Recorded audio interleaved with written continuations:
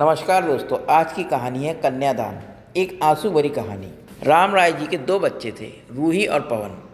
पवन बड़ा था और रूही छोटी थी। दोनों ही पढ़ाई में होशियार थे। राम राय और रूही की माँ लता रूही को लेकर बहुत चिंतित थे, क्योंकि रूही ने अपनी शिक्षा पूरी कर ली थी। अब उसके लिए एक बेहतर रिश्ता खोजना था। एक दिन उसके करीबी रिश्तेदार का बेटा दीपक शादी में रूही का हाथ मांगने के लिए उसके घर आया। दीपक को सभी पसंद करते थे। वह देखने में भी अच्छा था और एक अच्छी कंपनी में कार्यरत था। दीपक के परिवार को भी रूही बहुत पसंद थी। फिर इन सब के बाद शादी की तारीख तय हो गई और पवन के भैया और राम राय शादी की तैयारी कर रहे थे, क्योंकि शादी नज़दीक थी। सारी तैयारियां हो गई। शादी का भी दिन आ गया। पवन रूही का हाथ पकड़कर मंडप ले आया। रूही सुंदर गुड़िया सी दिख रही थी।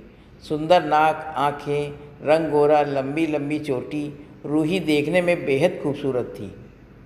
पवन रूही को मंडप में ले आया और पंडित जी ने रूही को कन्यादान के लिए हाथ आगे करने को कहा और उसका हाथ कांपने लगा। जिस पिता ने इस हाथ को पकड़कर दुनिया में चलना सिखाया, वही आज उसका हाथ किसी और पुरुष के हाथ में देने जा रहे थे। अपनी उस बेटी के बिना अपना बाकी का जीवन बिताना, ये विचार ही उनके लिए काफ़ी कष्टदायक था। पिताजी ने उसका हाथ पकड़ लिया और उसके होने वाले पति ने नीचे से उसके हाथ को सहारा दिया। कन्यादान की रस्म शुरू हुई। हाथों में पानी की एक एक बूंद गिरने के साथ पिता की आंखों से भी बूंद बूंद आंसू गिर रहे थे। अपने कलेजे का टुकड़ा दान करते समय क्या अवस्था होती है, तब वह राम राय ने जाना। यह रस्म खत्म हुई।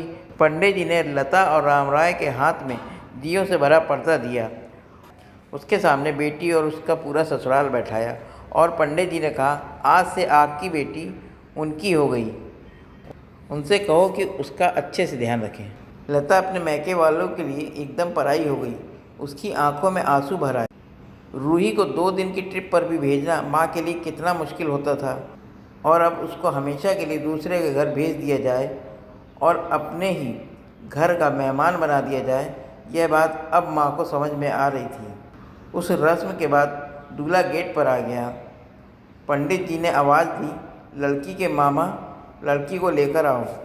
उस मामा का हाथ पकड़कर वह उस अंतरपाट पे जा रही थी। सुबह उठकर एक साथ नाश्ता, फिर मस्ती, फिर मामी के साथ का खाना, और रात में मामा की गोद में सिर रखकर सोने वाली भांजी आज उस मामा को दूसरे के हाथों में सौंपना होगी। यह सोचकर उसने अपने हाथ कस लिए और मंगलाष्ट प्रारंभ हो गए। भाई दूज के दिन बिना कुछ मांगे मिलने वाला गिफ्ट, एक साथ फोड़े हुए पटाखे, टीवी कौन देखेगा इस पर झगड़ा, और दादी जी गुजर जाने के बाद उन दोनों को गले लगाकर रोना।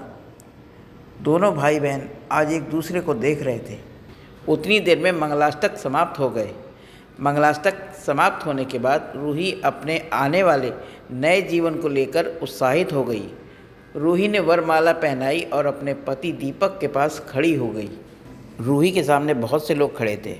कुछ आशीर्वाद दे रहे थे और कुछ पास में होकर स्तुति कर रहे थे। फ़ोटो के लिए उसकी सहेलियाँ आईं। एक ने उसका हाथ पकड़ा, दूसरे ने उसका पल्लू अटका हुआ निकाला और तीसरी ने उसके आंसू पोंछे। हम घर रहने के लिए आ रहे हैं, आंटी को बोलना खाने के लिए आएंगे। उसे उस एक कमरे की आवाज़, एक दूसरे के अधिकार और वह दिन याद आ गए जब वे एक साथ रहती थी।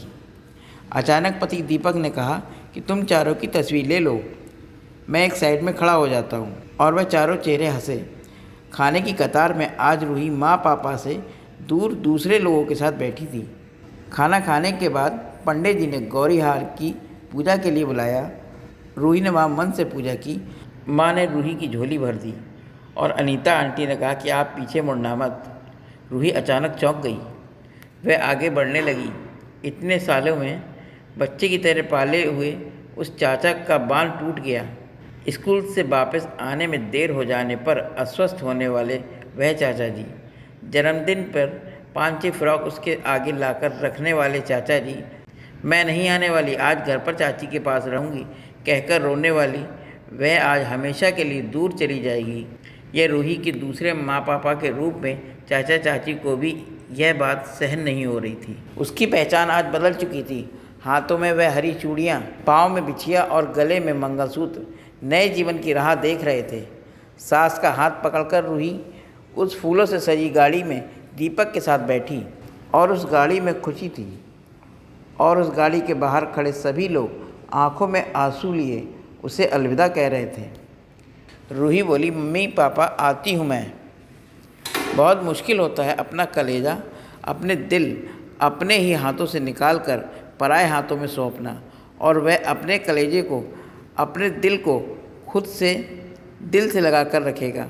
फिर भी हर माता पिता इस मुश्किल काम का सपना देखते हैं लड़की के जन्म के बाद से ही। दोस्तों, ये कहानी कैसी लगी कमेंट करिएगा। अगर ये कहानी अच्छी लगी हो तो मेरे चैनल को लाइक करें, सब्सक्राइब करें और शेयर करें। धन्यवाद दोस्तों।